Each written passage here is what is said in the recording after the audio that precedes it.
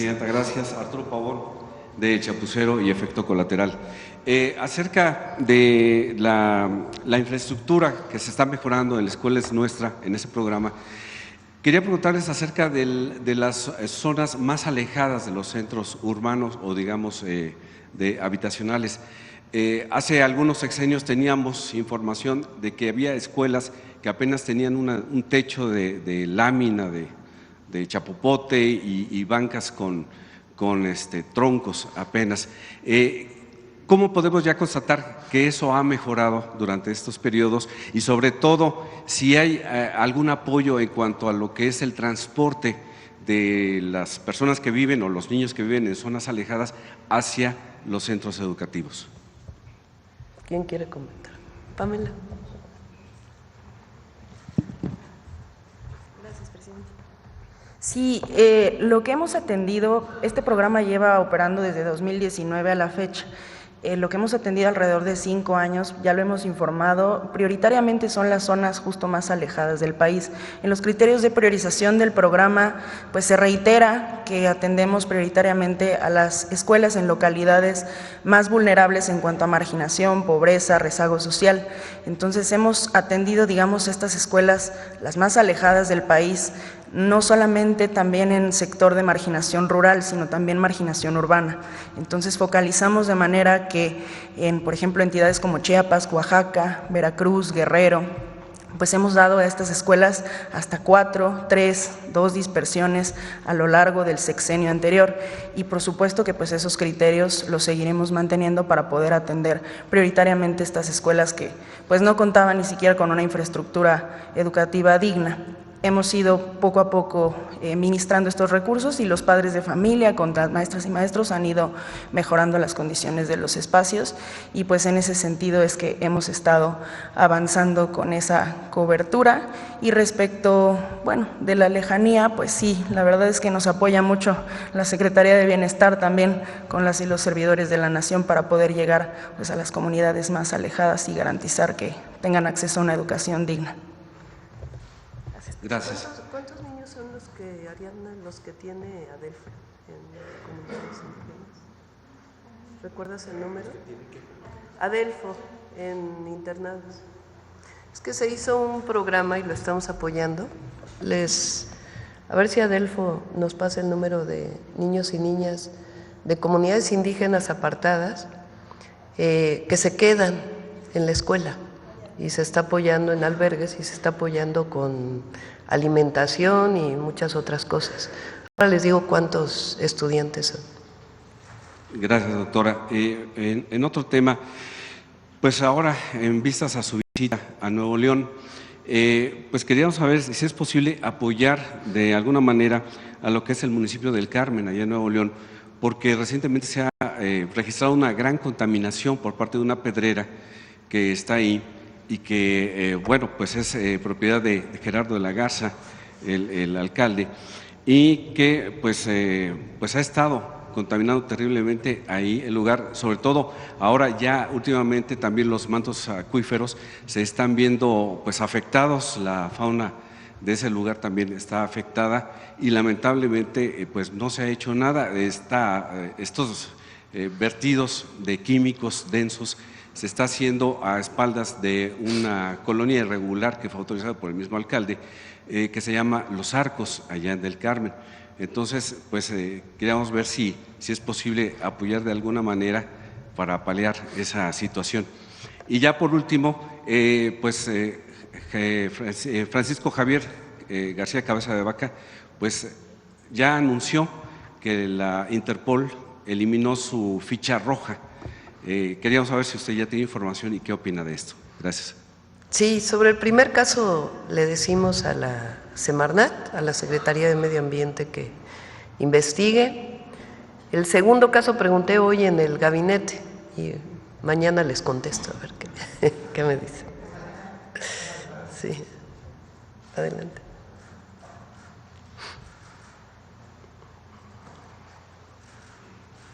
Gracias.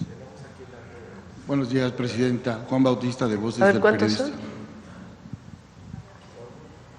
¿Quieres decirlo?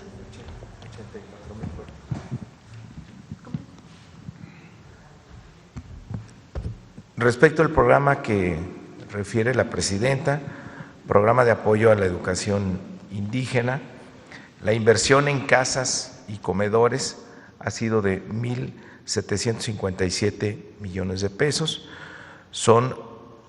Ofrece alimentación y hospedaje en 1,435 casas y comedores en beneficio de 84,400 estudiantes indígenas. Este programa está en 23 entidades federativas, en 65 pueblos indígenas. Ese es el programa específico que va sobre las personas más vulnerables en los lugares más alejados y mayor pobreza.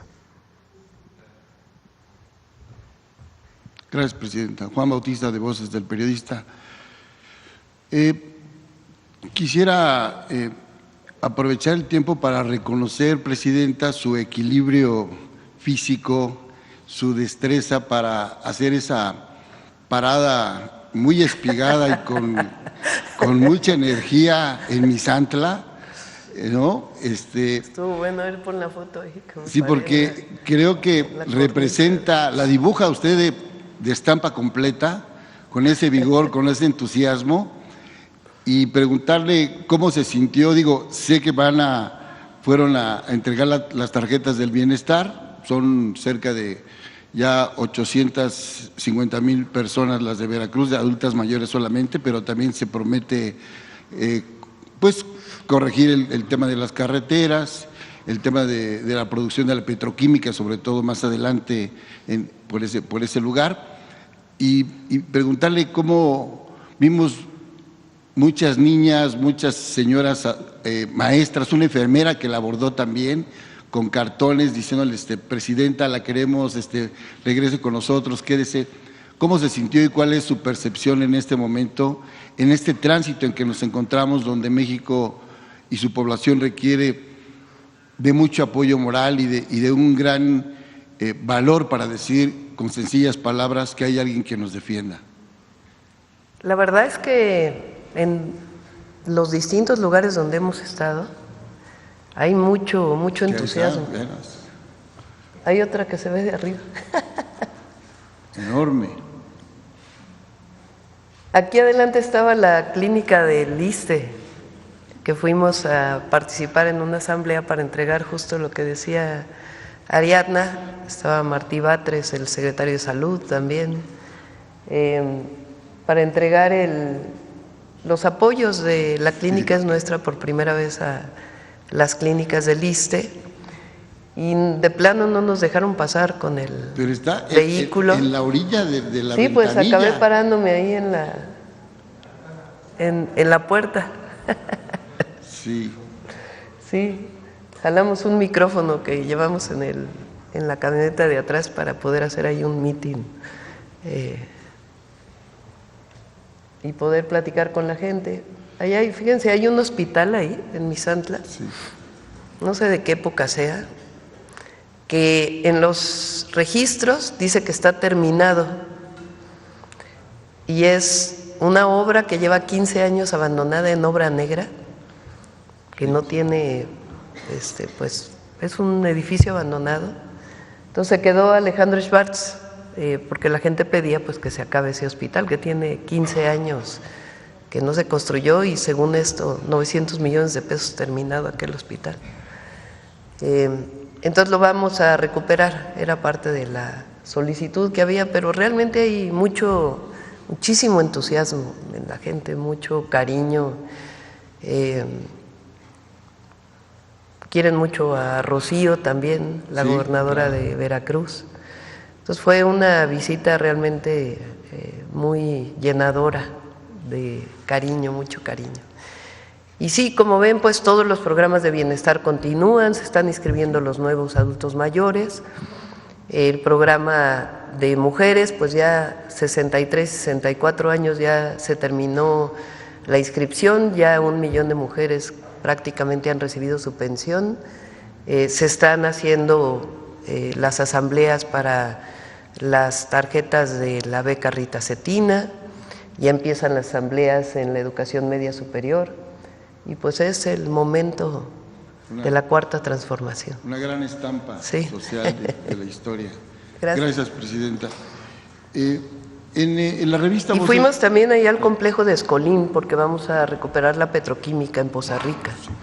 Estamos viendo si es una inversión, venía desde el gobierno anterior con el presidente López Obrador, de una inversión mixta para recuperar la producción de fertilizantes en Escolín, de urea principalmente, y estamos trabajando en ello. Muy bien. Gracias por la respuesta, Presidenta. En Voces del Periodista, en la revista que dirige Mauricio Lum, y en programa Voces de Radio que dirige la maestra Celeste, le estamos dando seguimiento ya desde hace tiempo al tema migrante. El fin de semana tuve la oportunidad de asistir a la casa, que más que casa migrante es un centro de atención por 24 horas, pero es un centro autónomo, Presidenta, que está allá por el Valle del Mezquital, frente a la refinería de Tula. Y resulta que en este centro han atendido a lo largo de 19 años a cerca de 20,000 personas. Fuimos porque nos avisaron en Voces del Periodista que hay una gran cantidad de migrantes varados como en el limbo jurídico.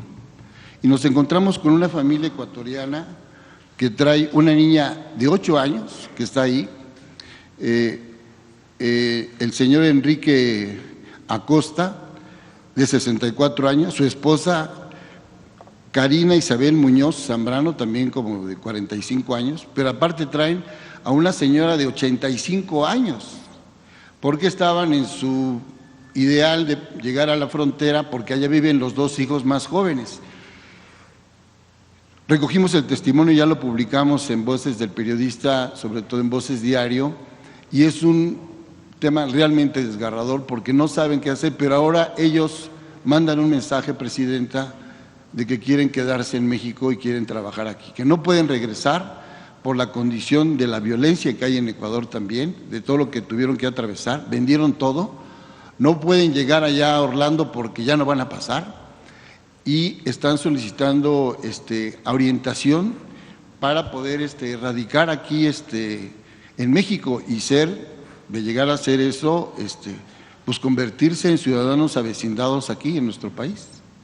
Sí, si nos das los datos, estamos haciendo una revisión de los permisos de Comar, que son los permisos de asilo, que te permiten permanecer en nuestro país. Hubo personas que se quedaron, pues entre que tenían su cita del llamado CBP-1 cuando estaba el presidente Biden y luego lo cerró el presidente Trump, se quedaron algunos en Tabasco, en otros lugares, entonces está pues viendo esta situación, quien quiera regresar a su país se les apoya para regresar a su país y quien esté en México pues se ven las condiciones migratorias y si es el caso ya sea con asilo o algún otro mecanismo a través de migración. Y solamente complementar que en este lugar, que es de una asociación civil ya constituida desde apenas en el 2018, pero formalmente con un esfuerzo familiar del señor Timoteo Maqueda y de la señora Tomás Hernández, se llama Los Ángeles, pues tienen una demanda como si fuera una institución pública y no hay recurso que alcance. No hay recursos. Platicamos con ellos. Pidiendo algo de ayuda. Hay muchos lugares, particularmente en el sureste del país, muchos vinculados con las iglesias también. Entonces platicamos con ellos, a ver qué podemos hacer. Y nos das aquí los datos con Paulina. Sería todo, Presidenta. Gracias. Gracias.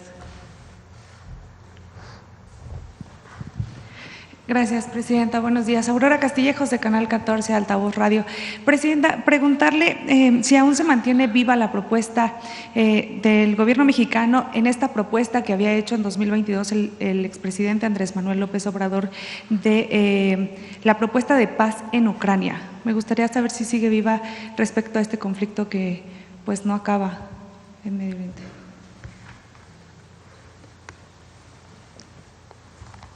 Vamos a revisar exactamente. Ahora desde que llegamos no hemos hecho algo nuevo de lo que ya había hecho el gobierno del presidente López Obrador. Dices la posibilidad de que fuera el Papa Francisco y otras personalidades que atendieran al presidente de la India. Vamos a ver en qué quedó esa propuesta, si me permites lo reviso, pero desde que nosotros entramos ya no hemos tocado el tema, pero lo revisamos.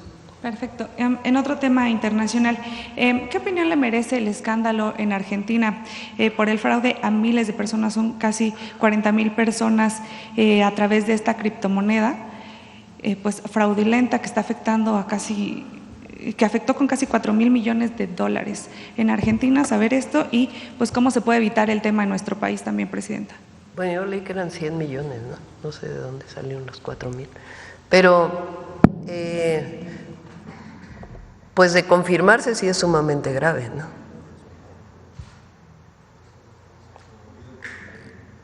Sobre todo, hasta dónde alcanzan las facultades de un presidente para promover algo privado, ¿no? Que es, aparte del fraude de confirmarse, pero el asunto es cómo como presidente de un país promueves algo para beneficio privado, ¿no? Que ahí pues hay un conflicto de interés evidente. Entonces pues vamos a ver qué más sale de este tema. ¿Su opinión cómo evitarlo en nuestro país? No, pues no meterse. Pues. Sí, pues no. Nosotros por eso separamos claramente el poder económico del poder político. Los gobiernos están para servir al pueblo. La iniciativa privada pues está para hacer negocios siempre con contenido social, ¿no? Aparte de la ganancia, pues evidentemente buscamos que haya responsabilidad social en los empresarios. Pero una cosa es el negocio privado y otra cosa es el servicio público. Correcto. Y en una pregunta más, Presidenta, ¿qué avances hay en las negociaciones con Marco Rubio y Esta semana estamos esperando que se reúna el secretario de Economía con el secretario de Comercio de los Estados Unidos.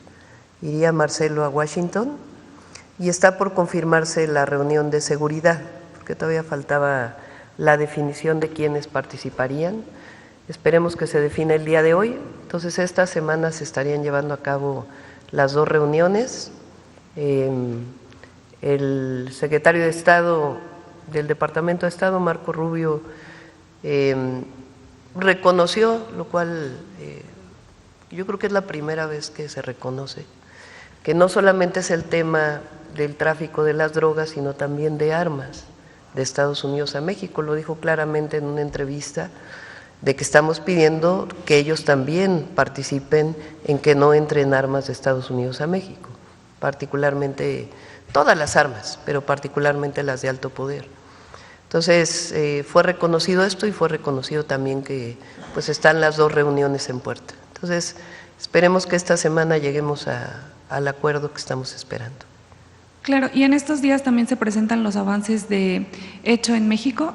Me gustaría saber si nos puede adelantar algún tema, alguna propuesta que ya se haya hecho, algún planteamiento general. Es parte del Plan México que estamos llevando a cabo. Ese es, por supuesto, estamos esperando pues una buena resolución con Estados Unidos respecto a los aranceles, pero de cualquier manera el Plan México sigue adelante. Entonces, cada semana nos reunimos para ver los avances y cada mes nos reunimos con el comité de empresarios que nombramos, junto con el Consejo Coordinador Empresarial, y el objetivo, como ustedes saben, pues es producir más en México de muchos productos que se importan, particularmente de Asia. Entonces vamos en esta ruta y por eso pues el sello Hecho en México es muy importante. Entonces ya informaremos cuál es el avance. ¿Tendremos detalles de las empresas, montos? Sí, más adelante vamos a esperar también el tema de los Estados Unidos y ya informamos muy pronto cómo ve el Plan México. Gracias, Presidenta. Acá, adelante.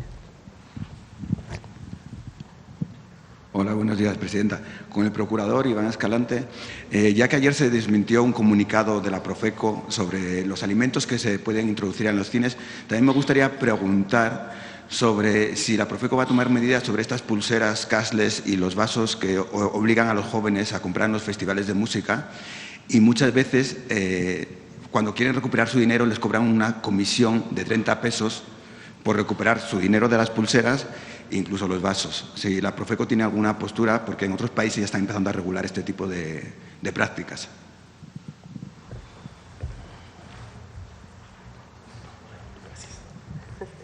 Bueno, aprovecho el espacio, sí, muchas gracias. Efectivamente, ayer, bueno, desde el sábado en la noche se empezó a circular, esencialmente en redes sociales, una supuesta lista de alimentos que recomendaba Profeco meter a las salas de cine. Ayer sacamos un comunicado. Recordar que asistir a una función de cine es una relación comercial entre dos privados.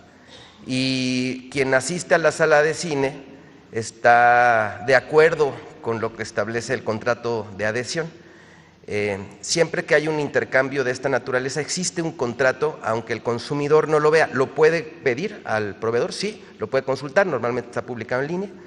Y ahí se establecen estos términos y condiciones.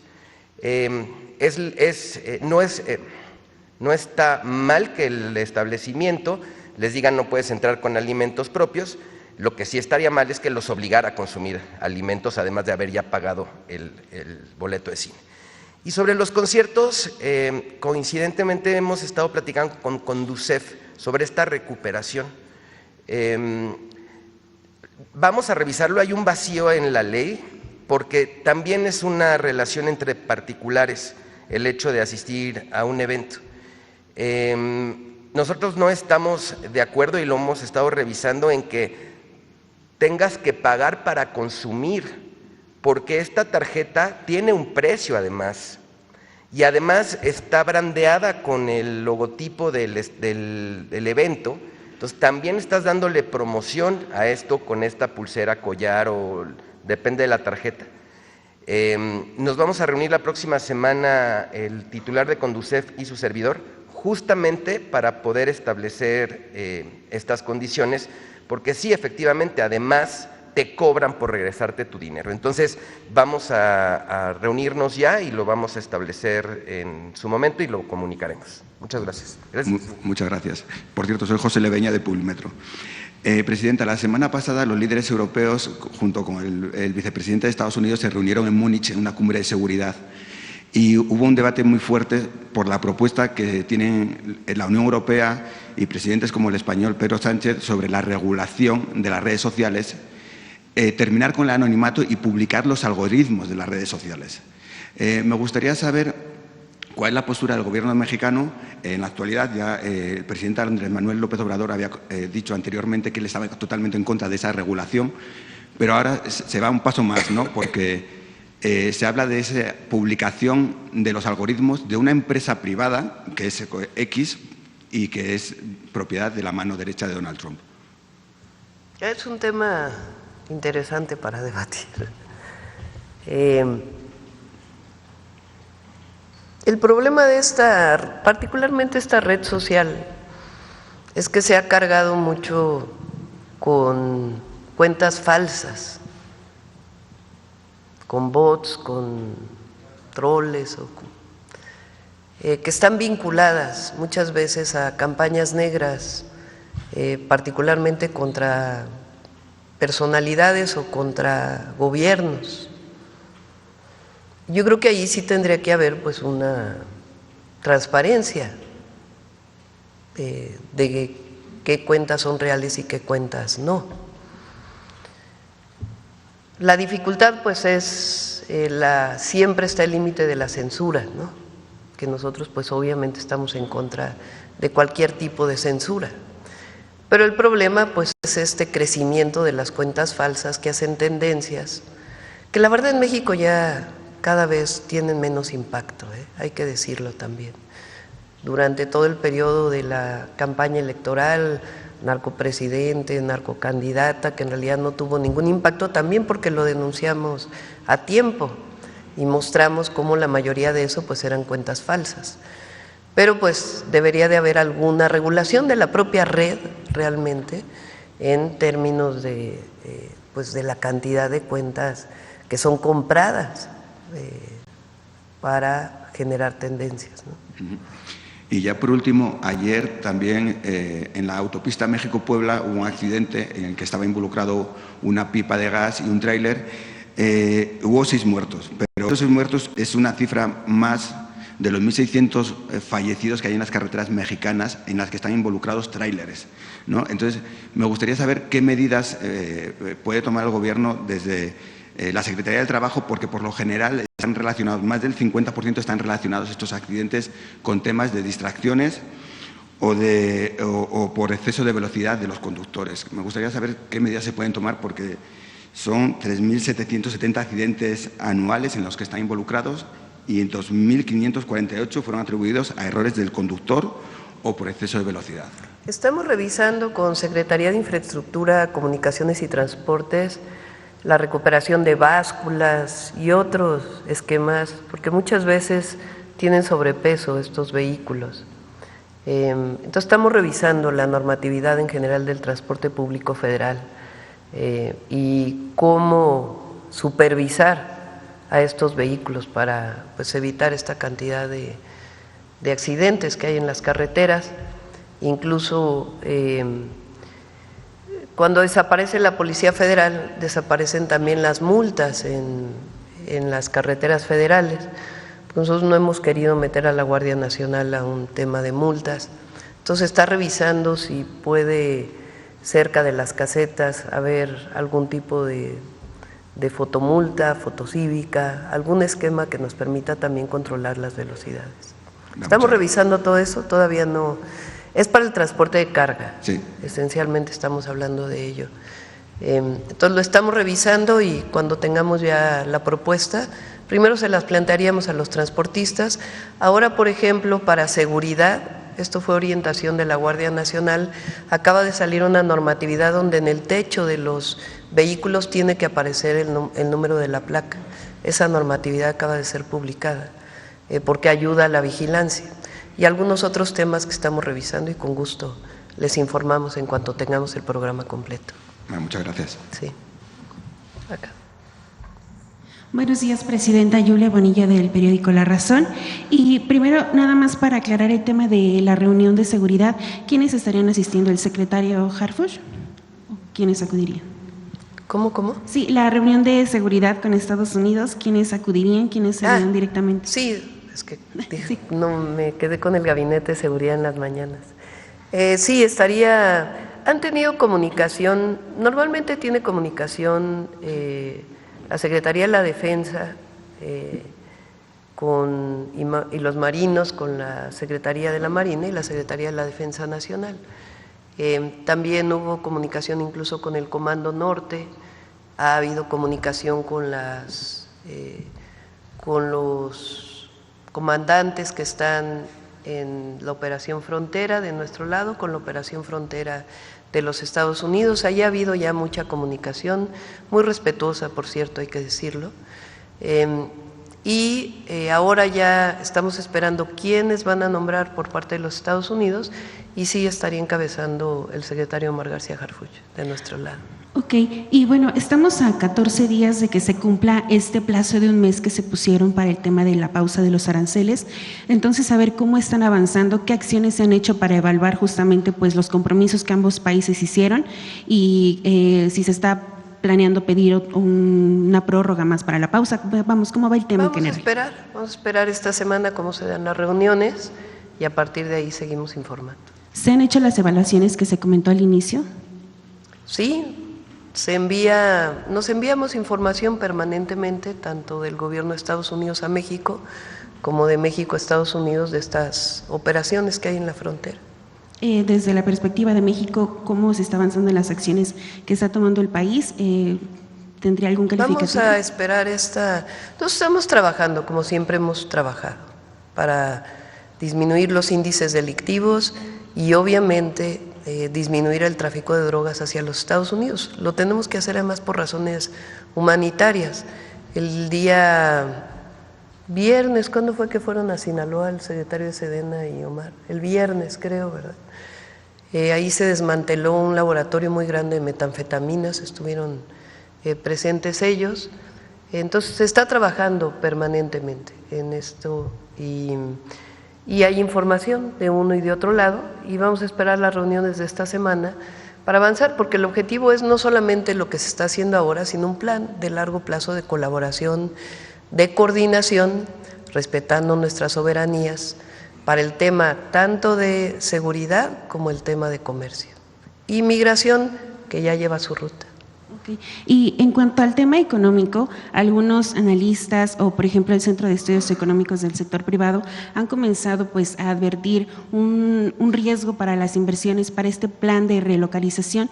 Entonces, preguntarle si hasta el momento han recibido algún tipo de manifestación de los inversionistas sobre que estén planteando una pausa o mayor reserva respecto pues a estos también amagos arancelarios que sostiene Donald Trump. Eso es obvio, ¿no? O sea, cuando está la posibilidad de poner un arancel, pues nuevas inversiones están esperando a ver qué tipo de arancel, cómo se pone y si se pone o no se pone. Entonces eso es natural, no es un gran descubrimiento de estas investigaciones, pues es como sentido común, ¿no? Por eso vamos a esperar esta semana y la próxima. Yo espero, como siempre, que lleguemos a un buen acuerdo entre el gobierno de Estados Unidos y nosotros, y de todas maneras la inversión en México va a seguir. Eso es algo, no solamente por el mercado interno que está creciendo en nuestro país, sino también por la integración económica, aún con cualquier situación que se vaya a presentar. Pero esperemos que el acuerdo sea bueno y pues vamos a esperar estas 2 semanas. Entonces, nada más para confirmar, los inversionistas sí han planteado a su gobierno tener alguna reserva o pausa. A ver, cuando hay una situación de si vas a poner aranceles o no, pues no solo es México, pues es el mundo entero, incluso en el propio Estados Unidos. Están esperando a ver cómo se resuelven estos temas para poder hacer una inversión. Ahora, por ejemplo, estuve en el puerto de Veracruz. En el puerto de Veracruz hay cerca de 4,000 millones de pesos de inversión de empresarios principalmente mexicanos en el puerto. Mucha de la importación en el puerto de Veracruz no tiene que ver con Estados Unidos, sino tiene que ver con Europa y Brasil. Importación de granos, importación de vehículos, y esas inversiones siguen. Entonces, la inversión en México va a seguir, y obviamente pues en este tiempo pues están esperando a ver cómo se resuelve.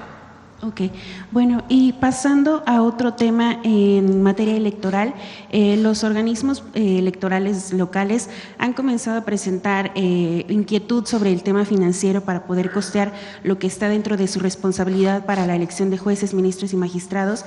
Entonces están comenzando a pedir ampliaciones presupuestales a las distintas dependencias correspondientes en sus estados. Entonces, saber pues cuál es su opinión al respecto sobre esta insuficiencia presupuestal que están señalando los OPLES. Pues tiene que resolverlos los estados. La Constitución estableció que depende del estado si quiere hacer su elección como se va a hacer a nivel federal, una parte en el 25 y otra parte en el 27, o si toda se iba al 2027. Entonces, si el estado decidió que una parte es en el 25 y otra parte es en el 27, pues tiene que colaborar para una parte de la elección.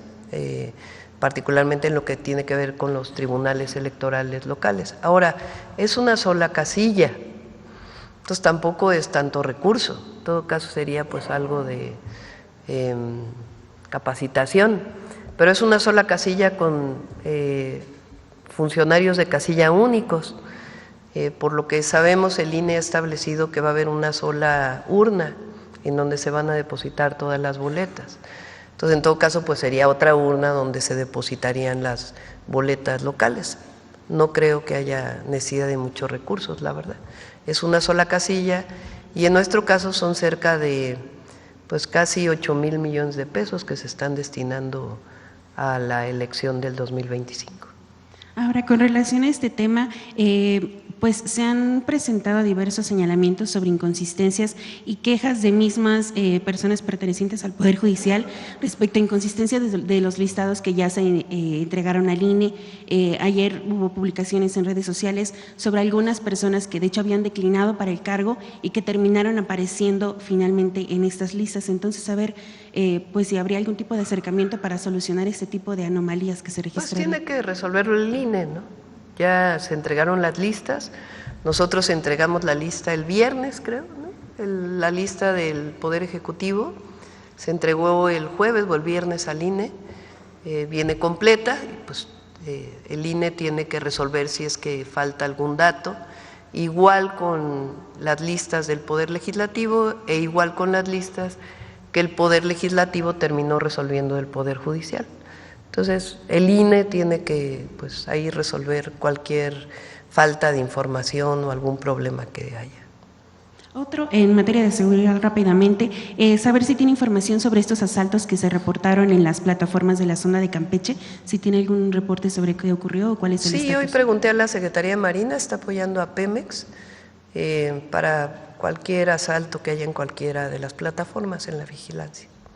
¿Tiene alguna estimación qué ocurrió? Ya que Pemex nos informe de exactamente. Okay. Para insistir nada más con el tema de cabeza de vaca, entonces el Gobierno de México no ha sido notificado acerca de Mañana les informo. Hoy iba a revisar la Secretaría con la Fiscalía General de la República. Ok, y nada más, lo último sobre esto que comentaba de Comar, si se puede precisar cuántos migrantes han solicitado apoyo del gobierno mexicano para devolver a sus países y las especificaciones del apoyo que se les está dando. Sí.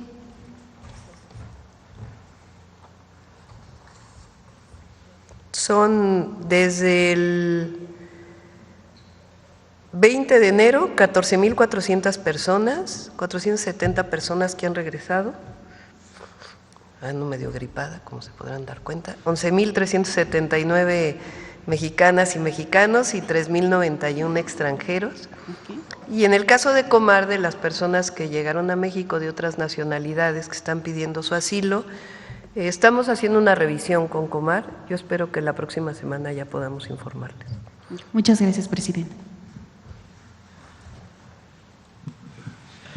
Gracias, presidenta. Abye Vargas, de Imer Noticias.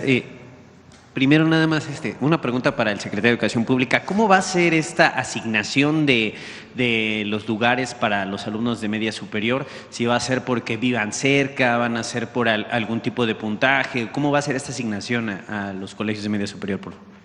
Ya no hay examen. Eso es algo muy bueno. Leí ahí algunos comentócratas que decían que era malo para los estudiantes no hacer un examen en media superior. Es todo lo contrario. Muchísimos países del mundo no tienen exámenes para media superior. Incluso nuestros vecinos del norte, los jóvenes van a la escuela que les quede más cerca de su casa.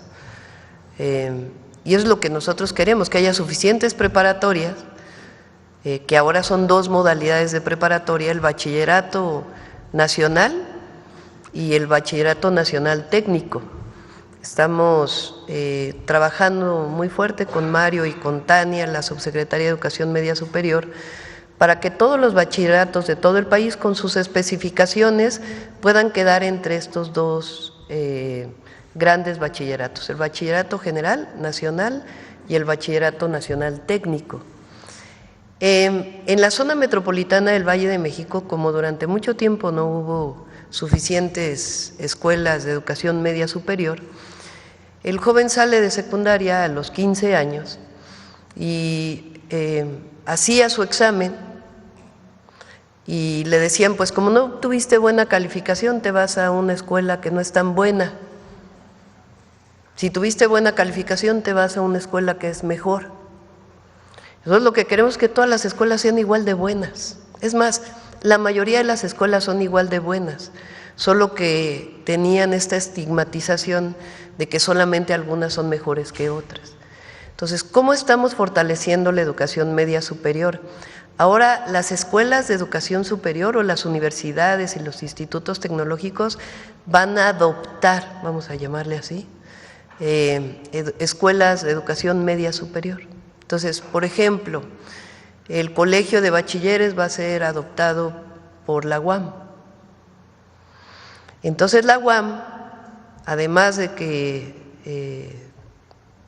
tiene pues su propia universidad, va a ayudar al colegio de bachilleres a que tenga 2 certificados, el certificado de Bachillerato General Nacional y un certificado de la UAM. Entonces los estudiantes ya no tienen esta idea de que el colegio de bachilleres pues no es tan bueno como las prepas de la UNAM o no es tan bueno como otras preparatorias, sino que todas las preparatorias tienen, digamos, a un padrino, a una madrina, como universidad o como tecnológico. Eso es muy bueno. Y segundo, ya el estudiante va a decir, bueno, me inscribo en la plataforma. ¿Cuál es la escuela a la que quiero ir? Si quieres ir a la UNAM o al Poli, ahí sí tienes que hacer examen de admisión porque pues son autónomos. Bueno, el Poli no es autónomo, pero tiene sus propios criterios académicos. Pero tú de antemano ya vas a poder decir, de todas estas opciones, a mí me gustaría ir a esta, del 1 al 10, y cuál me queda más cerca de la casa. Entonces, independientemente del examen, o sea, ya no hay examen, entonces ya tienes un lugar. Y si quieres hacer examen en la UNAM o en el Poli, pues también tienes derecho a hacerlo. ¿La asignación va a ser por cercanía a su domicilio? Por cercanía y por elección del estudiante. Perfecto. Una segunda pregunta en cuestión de la relación. Y si te toca un CETIS, un CEBETIS, un bachilleres, un CONALEP, vas a tener además el apoyo de una institución de educación superior que te va a dar un certificado. Muchas gracias, Presidenta. Segunda pregunta sobre la relación. ¿Qué ha pasado con la segunda carta que enviaron a Google? Mencionó la semana pasada que no se iba a mostrar la respuesta de Google, la primera carta. No sé si la tendrán, si nos la pudiera compartir, Presidenta. Sí. A ver si tienen esa y la que envió nuevamente el canciller. Las tiene Luisa, a ver si. Ahora las enseñamos. Claro. Bueno, ahorita lo que muestra, apenas la semana pasada igualmente comentaron sobre todos los preparativos que vienen en el marco del Mundial. Cuando usted era jefa de gobierno, vino un complejo que se llama el complejo del Estadio Azteca, incluso hubo una, con vecinos ahí preguntaron que se batió este proyecto. Cuando usted era jefa de gobierno, incluso dijo que ya no se iba a hacer esta plaza comercial, pero sí estaba el proyecto del hotel, de la remodelación. ¿Qué ha pasado con ese proyecto, este conjunto Estadio Azteca? ¿Ya se canceló? ¿Ha habido alguna modificación? ¿Qué ha pasado? Voy a preguntar a la jefa de gobierno. En lo que yo me quedé es que se redujo bastante el proyecto original que se tenía y ahora lo que están haciendo pues es la remodelación dentro del Estadio Azteca, es lo principal. Y en la parte exterior vamos a preguntarle a la jefa de gobierno exactamente cómo quedó el proyecto, pero realmente son pocos las intervenciones que se van a hacer. No va a ser lo que se plantea, porque incluso habían intervenciones, bueno, esta parte del trabajo conjunto en el tren, ¿cómo se llama? Sí. En el tren ligero, que iban a haber un conjunto ahí con trabajos en la central del tren ligero, ya tampoco. No, el tren ligero lo arreglamos nosotros cuando estuvimos en el gobierno de la ciudad. La entrada. Lo que se estaba buscando es un paso peatonal que hay ahí donde hay del lado de, digamos, viniendo de sur a norte, del lado derecho. Si viene uno de sur a norte, por Calzada de Tlalpan te queda el Estadio Azteca al lado izquierdo y del lado derecho hay un mercado que es el mercado de Huipulco. Ahí va a haber una serie de arreglos y luego hay un puente peatonal que tiene algunos vendedores de vía pública que están en el puente y todo eso se iba a arreglar. Vamos a ver ahora, le preguntamos a la jefa de gobierno a ver cómo quedó, pero la idea es que pues tenga una remodelación para el Mundial, por lo menos mínima, pero aquel proyecto grande que había de hacer un centro comercial, un hotel y otros temas quedó todavía pendiente. No se descarta. Pues tendría que resolverlo ahora la jefa de gobierno con los vecinos. Okay. Bueno, ya por último, sobre esta petición que iban a hacerle al gobierno de Donald Trump sobre la información de cómo fue la detención del Mayo Zambada, ¿han recibido alguna respuesta? ¿Cómo ven? No hemos hecho la solicitud nueva, ya esperaremos pues a que se reúnan los equipos y ya como parte de la comunicación permanente con el gobierno de Donald Trump, pues ya habría el cuestionamiento. Muchas gracias, presidente. Adelante. Presidenta, qué gusto saludarle a Ramón Igual. Ramírez Gutiérrez de Noticieros El Reloj. Bueno, todavía tenemos el buen sabor de boca de su visita a Oaxaca. En algún momento me tocó verla que se le quebraba incluso la voz. Y sobre todo nos quedamos los oaxaqueños con esta idea de que va usted a llegar inesperadamente cada 4 meses para que no los baches pues no se rellenen justamente antes de que llegue la presidenta. Preguntarle, presidenta, anunció usted el plan Lázaro Cárdenas. Saber si ya hay algún avance, si se va usted a reunir con 3 gobernadores. Esto implica a Guerrero, a Puebla y a Oaxaca. Sobre todo, son más estados. El plan del río Balsas, que hoy llamamos Lázaro Cárdenas, es Michoacán, Guerrero, Oaxaca, Puebla y Estado de México. Incluye, el caso de Puebla es esencialmente la Mixteca y Estado de México es una parte nada más. Estamos trabajando, llevamos ya varias reuniones, lo coordina Lázaro Cárdenas Batel, y estamos trabajando en todos los temas. Lo que puedo informarles ahora es que ya está planeada la repavimentación de una buena parte de las carreteras de la Mixteca, inicia yo creo que en un mes, y también una de las carreteras de la montaña de Guerrero, que también nos fue solicitada. A ver si esta misma semana viene Jesús a informar sobre este tema. Vamos a empezar por ahí.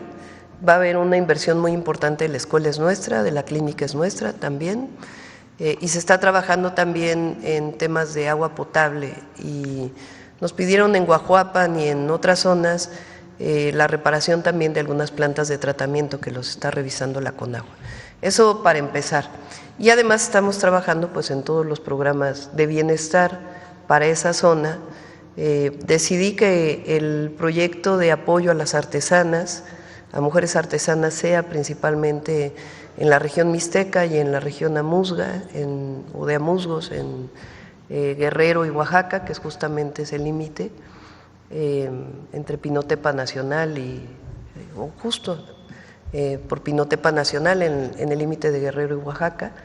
Entonces, estamos preparando eso y algunos otros proyectos de desarrollo también productivo en la zona.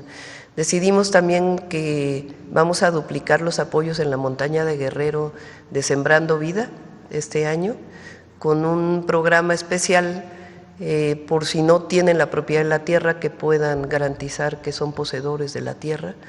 Entonces, va bastante avanzado y ya lo vamos a presentar completo. Presidenta, otra situación importante para nuestro estado de Oaxaca, durante los gobiernos… ¿Ya tienen lo de Google? A ver si ya salió. Ahorita viene.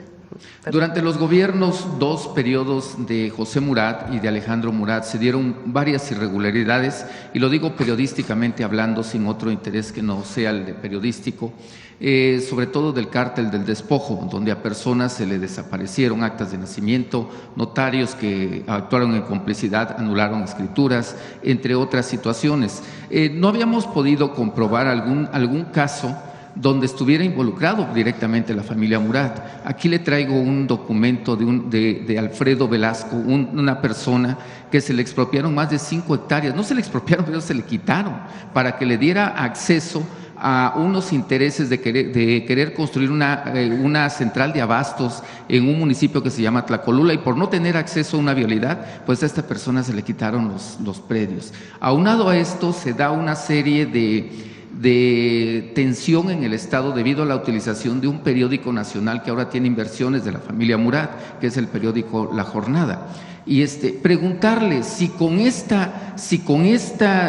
usted, con la autoridad moral que tiene y lo que representa la presidencia de la República, se pudiera buscar alguna situación tal vez ajena a la situación jurídica, ya que a veces los jueces admiten amparos, en este caso ya hay 3 resoluciones judiciales y todavía no se le puede respetar la propiedad de esta persona. Si pudiera haber alguna otra alternativa de diálogo para poder abatir esta situación que se da en Oaxaca.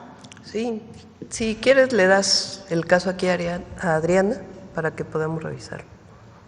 Por último, presidenta, otra situación derivado de Y le digo, mi trabajo periodístico lo he tratado de sustentar documentalmente, derivado del anuncio que usted hizo de que todas las carreteras de Oaxaca van a ser reparadas durante su sexenio, surgió una inquietud.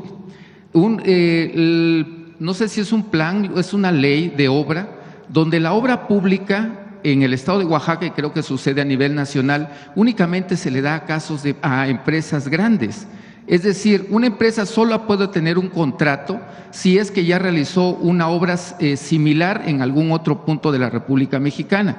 Y esto deja sin posibilidades a empresas estatales y empresas pequeñas. ¿Qué es lo que está pasando? Por ejemplo, este caso que también se lo traigo de ICA. Se le da la obra a la empresa ICA por ser importante, por ser grande, por cumplir todos los requisitos. Subcontrata ICA a empresas locales, pero después no les paga.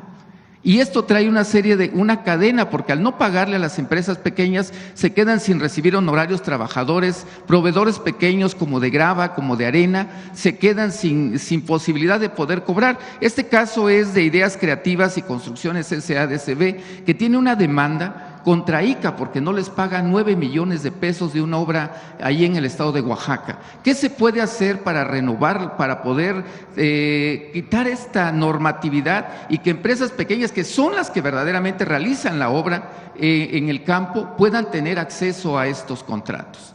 Y pues que las empresas pues paguen. ICA no es solamente un caso, sino son varios casos donde no ha pagado en Oaxaca. Bueno, hay que ver, ¿no? También a veces no cumple la empresa. Pues hay que ver cuál es el caso de por qué no. Primero, pues, si en efecto no se ha pagado. Y si no se ha pagado, pues cuál es la razón, ¿no? Porque también hay casos en donde las empresas más pequeñas quizás no cumplieron con el contrato. Entonces, habría que revisarlo. Estamos por enviar una iniciativa de reforma a la Ley de Obra Pública y a la Ley de Adquisiciones. Queremos disminuir mucha burocracia que hay en estos procesos de contratación, que a veces evitan que se haga una obra a tiempo, se tengan que regresar los recursos, si hay algún incumplimiento de una empresa, entonces se tarda muchísimo tiempo para poder quitarle el contrato a la empresa y poder hacer una nueva licitación. Entonces, se están enviando estas dos reformas, ya muy pronto le vamos a pedir a Raquel Buenrostro que las venga a presentar, pero en la obra pública no necesariamente es este caso, también se contratan empresas más pequeñas de las distintas regiones, dependiendo de la obra. Si la obra es muy grande, pues sí se pide alguna experiencia, si se va a hacer un puente grande o alguna obra mayor, pero si no, hay empresas más pequeñas, como en caso de repavimentaciones, que también pueden participar. Entonces habría que ver en particular cuál es este caso. Bueno, y ahora sí, ya por último, Presidenta, en el municipio de Tizoyuca, en toda esta parte del Estado de México, empresas chinas están comprando propiedades, principalmente ejidales y comunales. Lamentablemente no pueden comprar empresas, no pueden comprar tierras comunales. Bueno, le están dando esta característica. La tierra comunal no es enajenable. Y lo más grave es que se están utilizando del RAM, hablo del RAM Toluca y del registro de la Procuraduría Agraria, para despojar a comuneros y ejidatarios de estas tierras por el gran interés, por el gran valor que tienen estos predios. El día de ayer realicé una investigación donde a una ejidataria, pues en las computadoras digitales le cambiaron el nombre.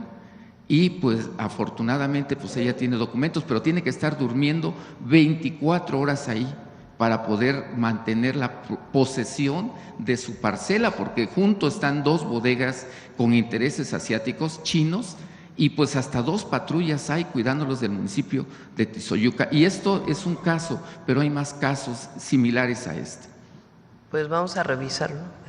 Gracias, Presidenta. Sí, pásanos ahí los datos. Bueno, a ver, ¿ya tienen lo de Google? A ver.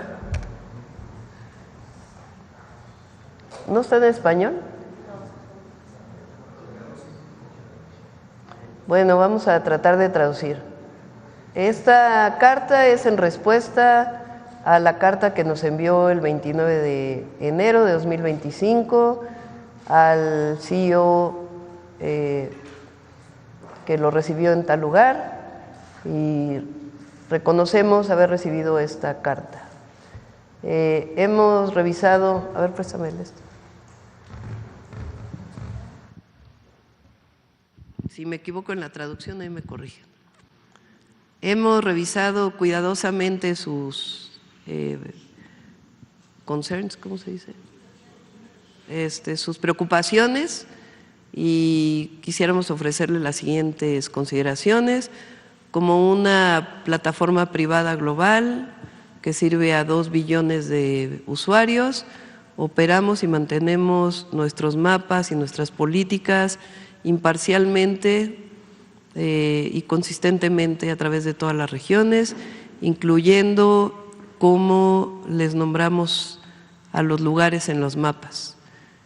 Así, mientras tratados internacionales y convenciones internacionales no tenemos intención de regularlas, no tienen intención de regular a los mapas privados que representan situaciones geográficas. Es nuestra política. A ver, Paulina, traduce mejor.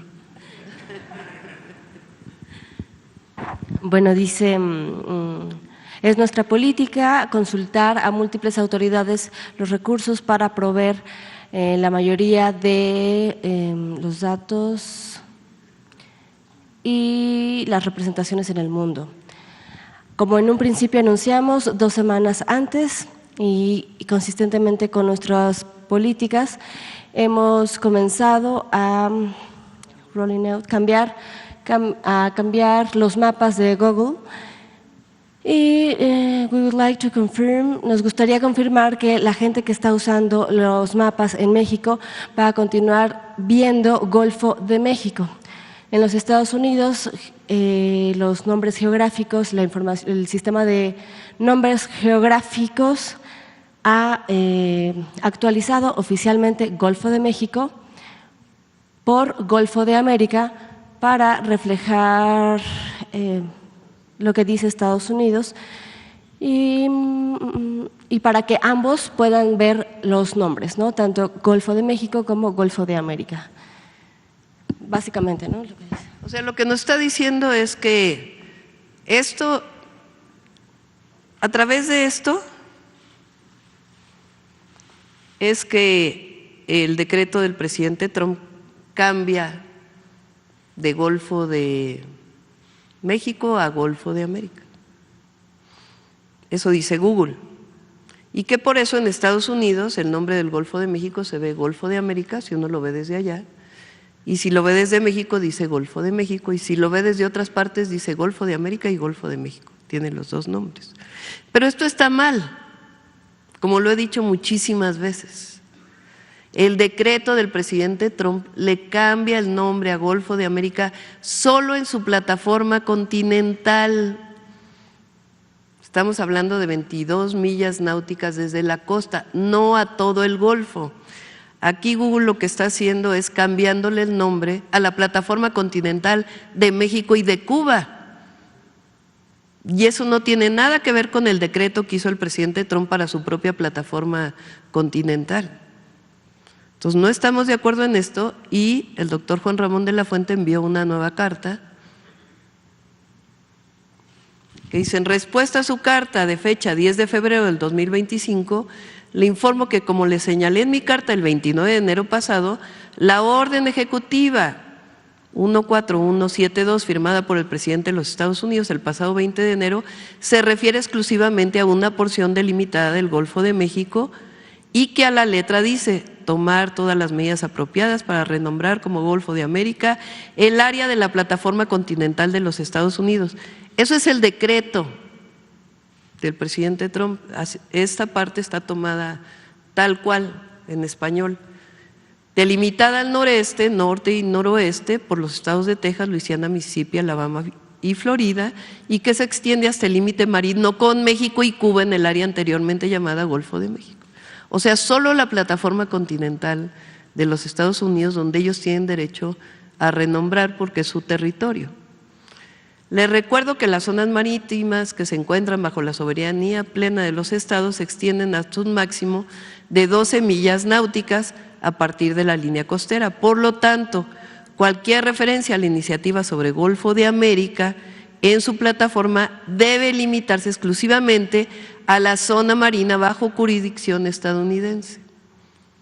Excederse de dicha zona extralimita las facultades de cualquier autoridad nacional o entidad privada y, de ser el caso, el Gobierno de México procederá a ejercer las acciones que, conforme a derecho, estime pertinentes. Les hemos enviado el sustento histórico, técnico y jurídico correspondiente, con gusto lo ampliamos si así lo requieren, pero bajo ninguna circunstancia México acepta que se renombre cualquier zona geográfica que incluya parte de su territorio nacional y que se encuentre bajo su jurisdicción. Entonces, vamos a esperar la respuesta de Google y si no, pues procederemos ya en tribunales.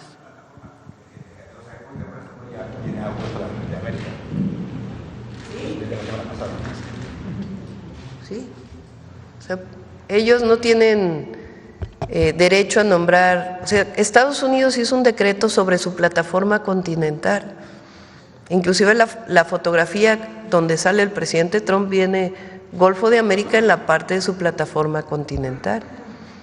Entonces Google no tiene derecho a renombrar la plataforma continental de México, no tiene ningún derecho, ni la plataforma continental de Cuba, porque está dividido en los 3 países, el Golfo de México.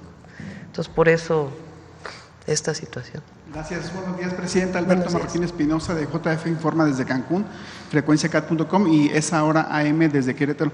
Presidenta, estamos checando el ejercicio de la consulta Mitofsky sobre el ranking de gobernadoras y ahí sale en primer lugar una mujer, en este caso Mara Lezama de Quintana Roo. No sé si tienen alguna opinión al respecto sobre esta calificación que lleva más de... Muy buena gobernadora, Mara. Todas nuestras gobernadoras son muy buenas. Todos los gobernadores son buenos. Y ahora sobre el tema del Tren Maya, del Tren México-Querétaro, perdón. Todavía no se definen las estaciones, pero en Querétaro hay una inquietud sobre la posible estación en la capital queretana, que podría ser por el campo militar, donde fue la última mañanera ahí en Querétaro. Esa zona sí uno la considera muy viable esa parte, pero ahí se ve una problemática de lo que es la carretera de Cuota hacia Celaya. Hay una caseta pequeña que le lleva uno al libramiento norponiente, que es por la parte de atrás, podría uno llegar por la parte de atrás a esa zona del campo militar. Entonces ese es un cuello de botella, esa caseta que es de una caseta de 14 pesos, que de hecho no tiene advertencia. Cuando uno sale de Querétaro hacia Celaya, Cuota, no hay una advertencia que si vas a ir al norponiente de Querétaro, que es una zona urbana, tienes que pagar una caseta de 14 pesos. De por sí, recorrer esos 5 kilómetros le lleva a uno 3 minutos, pero cruzar la caseta le puede uno llevar hasta 15 o 20 minutos o hasta más, dependiendo la hora pico, ¿no? Entonces, que ojalá se pudiera considerar esa parte de la caseta o ampliarla o darle otra, porque todavía no definimos dónde va a estar la estación. Hay 2 posibilidades. Bueno, de hecho hay 3, porque la otra sería que la estación de carga, que está prácticamente en el centro de Querétaro, pudiera cambiarse por la estación de pasajeros. Hay varias opciones. Está ya por definirse en los estudios también de ingeniería básica. En el caso de que fuera ahí en la zona militar, pues veríamos qué haríamos con la caseta para poder ayudar a la gente. Para tomarlo en cuenta. Muchas gracias, Presidenta. Gracias. Bueno, cerramos con Humanismo Mexicano.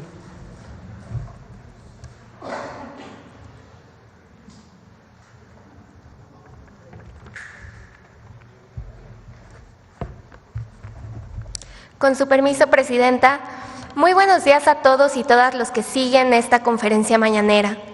Yo estoy segura que ustedes recordarán que hace no mucho les platiqué sobre el maíz como alimento fundamental y milenario. En esa ocasión, yo les comenté que este grano había sido el alimento de los cuerpos de los mesoamericanos, pero no alcancé a mencionar que también alimentó sus espíritus. Recordemos que el maíz fue vida y sustento de nuestros pueblos mesoamericanos. Tan fundamental fue en su día a día que en todas las civilizaciones de la región surgió un culto al maíz, y de esto podemos encontrar muchísimos ejemplos, como en la cosmovisión maya, donde se menciona que la humanidad fue hecha de masa de maíz blanco y amarillo, o en la mitología zapoteca, donde figura Pitauco-Sobi, deidad del maíz, la cosecha y la abundancia. También entre los mexicas, que veneraban a los dioses de la mazorca, los mantenimientos y el maíz tierno.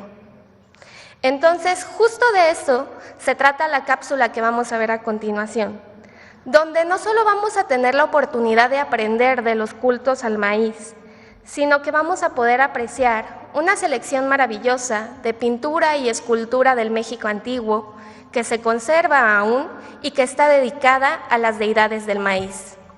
Vamos a ver el video, por favor.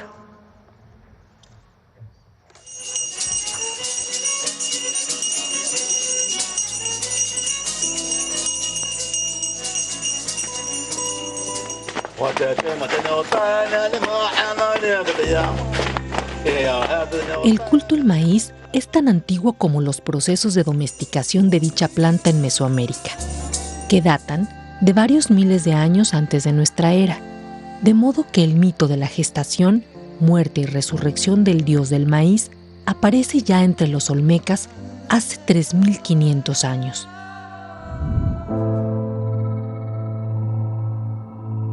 El maíz es un alimento sagrado resultado de la acción combinada de la naturaleza y el ser humano. Por eso, lo reconocemos como patrimonio biocultural. Su culto está presente en todos los antiguos pueblos milperos mesoamericanos. De acuerdo con los mitos, el maíz es la carne y la vida de los seres humanos. Se han encontrado antiguas representaciones de esta planta emergiendo de la abertura de la frente de un dios y sugiriendo un símil entre las cabezas humanas y las mazorcas, como también se observa en la pintura mural de Cacaxtla.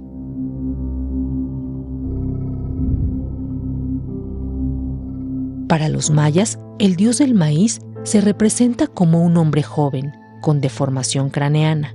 Se trata de un dios que puede transitar entre el inframundo, donde se refugia para germinar y surgir a la superficie terrestre en forma de planta, alimento y alma de las personas.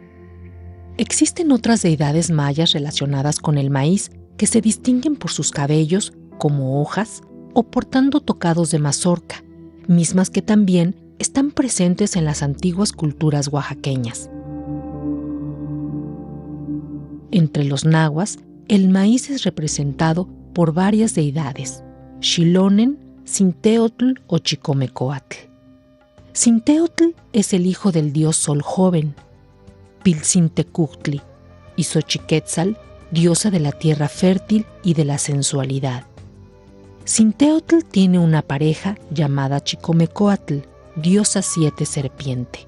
Esta diosa se representa con mazorcas en las manos y el rostro pintado de rojo. Ella representaba a las mazorcas que se apartan para ser sembradas en la siguiente cosecha. Xilonen, por su parte, es diosa de los elotes tiernos. Su nombre en náhuatl se traduce como muñeca de jilote.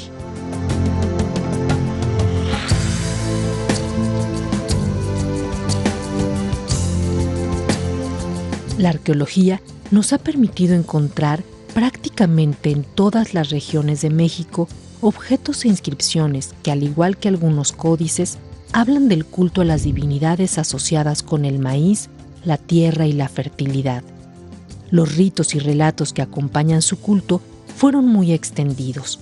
Algunos sobrevivieron, se transformaron durante la época colonial y perviven hasta nuestros días, formando parte del valor de la espiritualidad que caracteriza a los pueblos indígenas de nuestro país y que enriquece el humanismo mexicano.